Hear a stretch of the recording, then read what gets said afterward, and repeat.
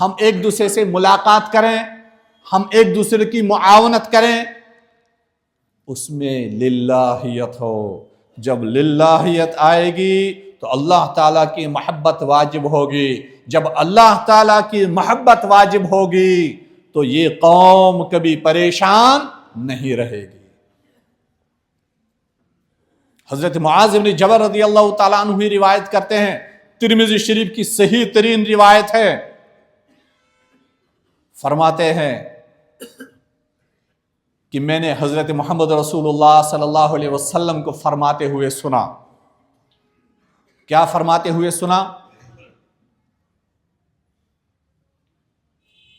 کہ اللہ تعالیٰ کے لیے ایک دوسرے سے محبت کرنے والے، اللہ تعالیٰ کے لیے ایک دوسرے سے محبت کرنے والے، جو اللہ تعالیٰ کے جلال اور اللہ تعالیٰ کی عظمت کو مد نظر رکھتے ہوئے ایک دوسرے سے محبت کر رہے ہوں، وہ قیامت کے دن نور کے ان ممبروں پہ ہوں گے جن مقامات کو دیکھ کر انبیاء اور شہداء بھی رشک کریں گے۔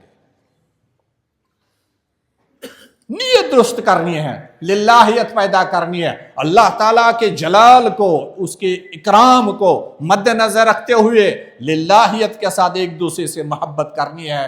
جب یہ صفات ہمارے اندر پیدا ہو جائے گی تو اللہ تبارک و تعالیٰ کے انعامات دنیا میں بھی مبذول ہوں گے، تو اللہ تبارک و تعالیٰ کا فضل و کرم آخرت میں رہے گا ہی رہے گی۔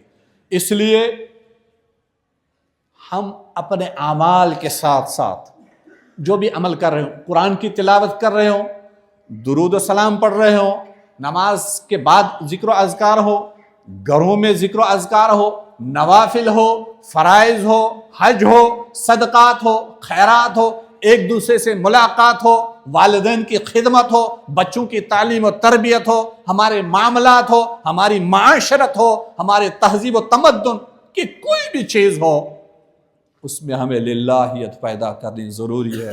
للہیت آئے گی تو اللہ کی نصرت و مدد آئے گی، اور جب ریاکاری ختم ہوگی تو لوگوں کی غم اور پریشانیاں بھی ختم ہوگی۔ اللہ تبارک و تعالیٰ سے 10 دعا ہے، اللہ تبارک و تعالیٰ ہم تمام کو اخلاص نیت سے مالا مال فرمائیں۔